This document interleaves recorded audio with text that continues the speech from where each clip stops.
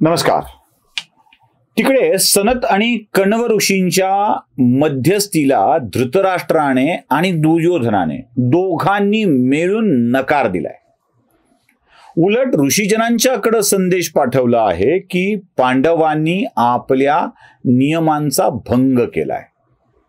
खरं तर पांडवांनी अज्ञातवासातल्या वर्षाला न पाळता आपला अज्ञातवास उघड केला. आम्ही त्यांना शोधलं म्हणून त्यांनी परत 12 वर्षाच्या वनवासाला जायला पाहिजे असं दुर्योधन सांगतो.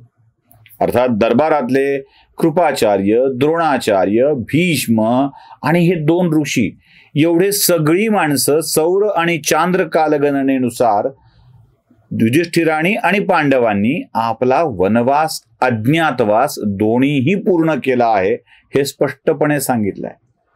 पण दुर्योधनाची कालगणनाच वेगळी हो, कालगणनाच वेगळी. कारण ही कालगणना दुर्योधनाला एक बाध्य करते आहे, त्याच्या मनातला विचार पूर्ण करण्यासाठीच काम करते आहे, आणि तो म्हणजे अजिबात आम्ही युधिष्ठिराला राज्य परत करणार नाहीत. उलट दुर्योधन ऋषींच्याकडे निरोप देतोय आणि म्हणतोय की तुम्ही युधिष्ठिराला जाऊन सांगा की राज्य मिळवणं सोड, अगदी त्या राज्याच्या सीमेवर सुद्धा येऊ नकोस, तुला काही मिळणार नाही. संतापलेले ऋषी तुझ्या वंशाचा नाश होईल असा शाप देऊन निघून जातात आणि युधिष्ठिराला ही सगळी हकीकत सांगतात. आता हा मार्ग तर बंद झाला आहे, अजून कोणता मार्ग? मग युद्ध हा एकमेव मार्ग उरतो का? इथे भगवान श्रीकृष्ण स्वतः समोर येतात आणि म्हणतात की मला वाटतं युद्ध हा अंतिम मार्ग असू शकत नाही, संहार हा अंतिम मार्ग असू शकत नाही, संधी द्यायला हवी. आणि यावेळी संधी देण्यासाठी स्वतः भगवान श्रीकृष्ण मध्यस्थ म्हणून जाणार आहे. आता प्रत्यक्ष ईश्वर मध्यस्थ म्हणून जाणार आहे आणि तो सांगणार आहे की दुर्योधना विचार कर, अजूनही विचार कर, युद्ध हा अंतिम मार्ग असू शकत नाही. खरं तर भगवान श्रीकृष्णाला ही संधी देण्यासाठी तिथे जाण्याचं कारण वेगळं आहे. म्हणजे ते धृतराष्ट्राला सांगू इच्छित आहेत, ते बाकी सगळ्यांना सांगू इच्छित आहेत, पण जाणार आहे. त्यांना संदेश वेगळा द्यायचा आहे, निमित्त संधीचा आहे. बघा, देवानी आत्तापर्यंत असं कधीच केलेलं नाहीये की गेल्याने सरळ आक्रमण केलंय. कोणत्याही अवतारात आधी एकदा सांगितलंय, कोणताही अवतार घ्या, भलेही यदा यदाई धर्मस्य म्हणलेलं असेल, म्हणजे धर्माचा रक्षण करणे आणि अधर्माचा नाश करणे हे देवाचा संकल्प असला तरीही अधर्माचा नाश करताना त्याला धर्माच्या बाजूने येण्याची संधी आधी दिली आहे. रामावतारात तुम्हाला माहित आहे अशीच अंगद शिष्टाई झाली होती. अंगद शिष्टाईच्या वेळेला प्रत्यक्ष भगवान रामांनी अंगदाला रावणाच्याकडे पाठवलं होतं आणि शेवटचं सांगितलं होतं. आधी इशारे दिले होते, हनुमंताला पाठवलं होतं, सांगितलं होतं की मी काही, अरे हनुमंत मारू शकतो, मी तर काय तुला येऊ संपवून टाकीन. पण तरीही रावण ऐकला नाही. पहिल्या इशाऱ्यानंतर पुन्हा पाठवलं ते अंगदाला, आणि अंगदाला पाठवल्यानंतर अंगदानी आपली शक्ती, युक्ती, भक्ती सगळं दाखवलं. अगदी शेपूट घालून उच्चासनावर बसला, आपले पाय उचलून दाखव म्हणाला, आणि मग सांगून बघितलं की सोड रे सोड, तू नाच सोड, तू रामाला मारू शकत नाहीस रावणा. रावणा ऐकला नाही, संधी दिली, ऐकला नाही, विनाश घडवला, संपवलं सगळं. कुळगोत्र संपलं, पोरं मेली, सगळे मेले, आणि रावणाला सुद्धा मारावं लागलं. देवानी अशा संधी दिलेल्या आहेत. वारंवार संधी दिली जाते, वारंवार निरोप पाठवला जातो ना. म्हणजे आपण बघितले की नाही, मिस कॉल पडले तरी हरकत नाही, पुन्हा अजून एक तो मिशीवाला बाबा तो प्रयत्न करायला जातो, पाहिलंय ना आपण. मागं तुम्हाला मी सांगितलं कोण कोणाकडे गेलं होतं ते.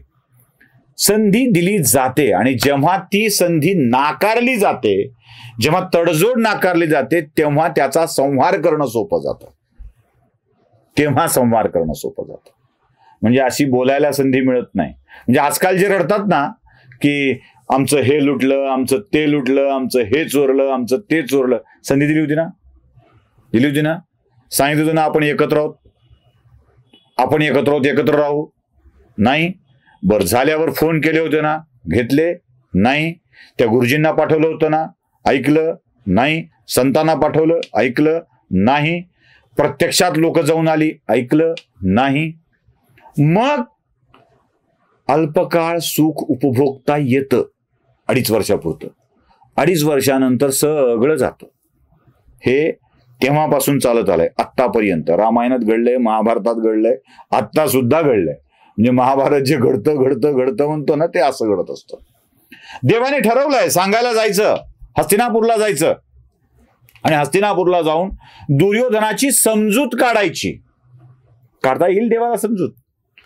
ईश्वर प्रत्यक्ष हस्तिनापुरात आले.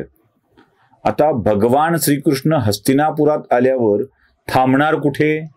द्वारकाधीश आहे तो. आता थोडाच गवळ्याचा वाळ उरलाय की जो कुठेही थांबेल.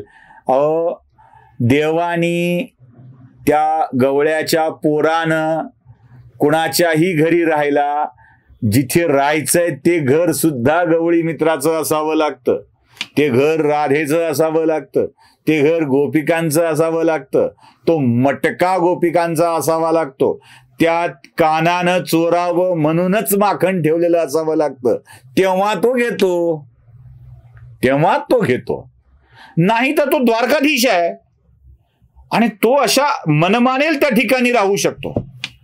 सगळ्यांना वाटलं आता कृष्ण गेलाय म्हणजे धृतराष्ट्राच्या राजमहालात थांबेल, काही नाही जमलं तर पितामह भीष्मांच्या घरी थांबेल, अजून काही नाही जमलं तर द्रोणाचार्यांच्या कृपाचार्यांच्याकडे थांबेल. नाही, देवाने तिथे थांबण्याचा निर्णय घेतला नाही. देवाने निर्णय काय घेतला? मी हस्तिनापूरला जाईल तेव्हा महात्मा विदुराच्या घरी थांबेल. मी महात्मा विदुर हा शब्द वापरतोय. आजकाल खूप महात्मा होतात, खूप लोकांना महात्मा म्हटलं जातं. का महात्मा म्हटलं जातं?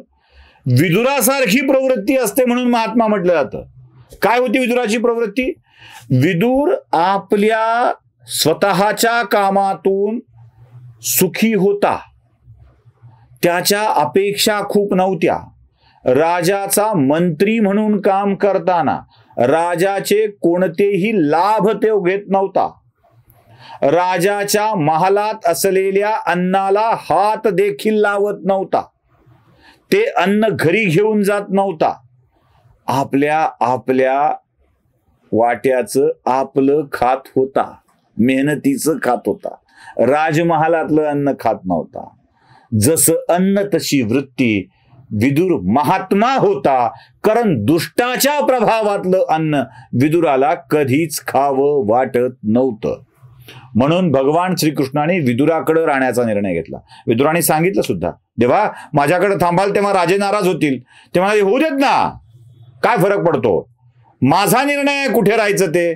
म्हणून विदुराच्या घरचं साधं अन्न खायला देवाने प्राधान्य दिलं. पण राजमहालात जाऊन राजसुख उपभोगायला परमेश्वराने टाळलेलं आहे. लक्षात ठेवा, जसं अन्न आहे तशी वृत्ती होते. म्हणून परमेश्वरानं जे टाळलंय ते आपण टाळू शकत नाही का? आपल्या अन्नाला खूप छान वृत्ती असली पाहिजे असा विचार आपल्या मनामध्ये असू शकत नाही का? विदुराच्या घरी राहून दुसऱ्या दिवशी आता राजमहालात शिष्टाई करायला जायचं आहे. काय होणार आहे ते बघायचं आहे पुढच्या भागात.